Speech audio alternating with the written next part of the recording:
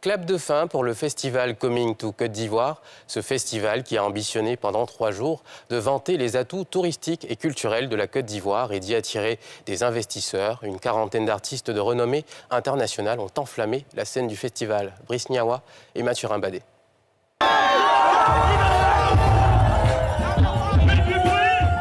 C'est la finale de 3 jours de spectacle, de gastronomie et de promotion culturelle. Les fans ont répondu présents à l'appel des organisateurs de Coming to Côte d'Ivoire, un événement qui veut faire la promotion de l'intégration africaine. Dans les loges, des artistes qui se préparent au show. On est là pour le show, on va faire la fête.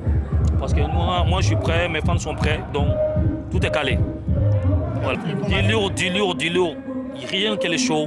En même temps, je vais donner une prestation de haut niveau, de qualité, et vous allez voir.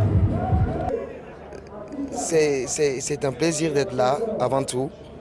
J'ai connu tellement d'endroits que je n'avais pas connus et que ça m'a rapporté beaucoup de choses. J'ai appris beaucoup de choses aussi.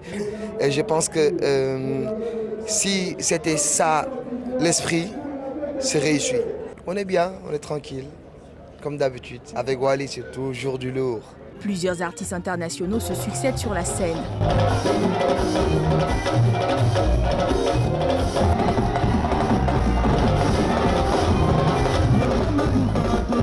Ça fait énormément plaisir de participer à ce genre de choses. De voir tous mes frères, Ibawan du Mali, Wally Seck du Sénégal, de voir tous les artistes de Côte d'Ivoire réunis sur un seul podium pendant 3 jours. C'est vraiment formidable, c'est agréable. Et en plus de cela, vraiment je suis très contente d'être ici. Très satisfaite parce que ça fait un bien fou. L'endroit est très bien choisi, c'est spacieux, tout le monde peut s'amuser comme il veut, la sécurité est bien et franchement rien à dire, moi tout est parfait, il n'y a pas de souci. Moi je trouve que de la même manière que le Maroc a son Mawazine, un festival qui regroupe plusieurs artistes pour vendre la culture marocaine, c'est de cette même manière que Coming to Côte d'Ivoire représente un peu le Mawazine de la Côte d'Ivoire. Donc je l'ai déjà dit, c'est une initiative à féliciter. J'ai aimé, franchement, avec Tek et tout. Je ne pensais même pas le voir un jour, en fait. Donc franchement, j'ai aimé de ouf. Pour les organisateurs, Coming to Côte d'Ivoire a tenu toutes ses promesses. Le truc, c'est qu'avant même qu'on ait eu cette idée, les gens venaient déjà s'amuser ici. Ils venaient déjà manger ici. Donc nous sommes juste là pour pousser un peu plus avec notre influence, l'influence aussi des artistes qu'on a envoyés pour montrer aux autres qu'on a des richesses ici. Pas besoin d'aller ailleurs, venez chez nous, venez investir, venez en vacances, tout simplement. Il y a beaucoup de choses à faire ici. Vous voyez comme moi que le festival est rempli, les gens sont contents, les artistes sont contents, c'est le plus important. On est heureux d'arriver à la fin. Vous voyez, j'ai pas de voix, ça a été fatigant, mais c'était un très beau moment, de belles émotions.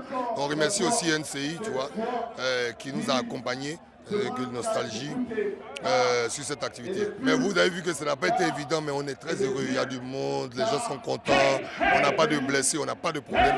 Tout se passe très bien, le son est magnifique, les gens sont dans la joie, c'est ce qu'on voulait. Et ça ne s'arrête pas là.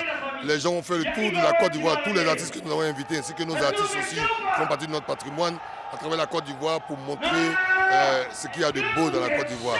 Dit qu'il faut venir en Côte d'Ivoire. Les retombées de ce festival serviront pour plusieurs actions sociales, notamment la construction d'une école, selon les organisateurs. Cet événement est une vitrine pour la Côte d'Ivoire qui recevra la 41e journée mondiale du tourisme en septembre prochain.